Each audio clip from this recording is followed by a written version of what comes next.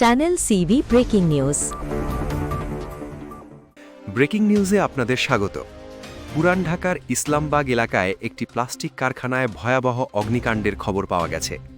আজ বুধবার দুপুরে এই আগুনের সূত্রপাত হয়। ঘটনার বিস্তারিত জানতে পেরেছি আমরা। ফায়ার সার্ভিস নিয়ন্ত্রণ কক্ষ থেকে জানানো হয়েছে, আজ বুধবার দুপুর 1টা 30 মিনিটে ইসলামবাগের ওই প্লাস্টিক কারখানায় আগুন লাগে। খবর পাওয়ার পর 1টা 50 মিনিটে ফায়ার সার্ভিসের প্রথম টিম ঘটনাস্থলে পৌঁছায়। বর্তমানে আগুন নিয়ন্ত্রণে কাজ করছে ফায়ার সার্ভিসের মোট 6টি ইউনিট। এর মধ্যে লালবাগের 2টি, হাজারীবাগের 2টি এবং পলাশীর 2টি ইউনিট নিরলসভাবে চেষ্টা চালিয়ে যাচ্ছে। পরিস্থিতি নিয়ন্ত্রণে আনতে সিদ্দিক বাজার থেকে আরও 3টি ইউনিট ঘটনাস্থলের উদ্দেশ্যে রওনা হয়েছে। অর্থাৎ সব মিলিয়ে মোট 9টি ইউনিট এই মুহূর্তে আগুন নেভানোর কাজে যুক্ত হচ্ছে। তবে ঘিঞ্জি এলাকা হওয়ায় আগুন নিয়ন্ত্রণে আনতে বেশ বেগ পেতে হচ্ছে ফায়ার কর্মীদের।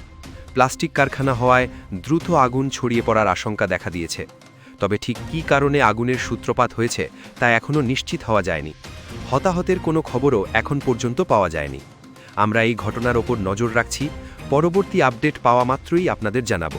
সর্বশেষ খবরাখবর জানতে আমাদের চ্যানেলটি সাবস্ক্রাইব করে সাথেই থাকুন।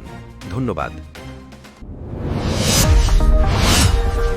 Subscribe now for daily news and updates.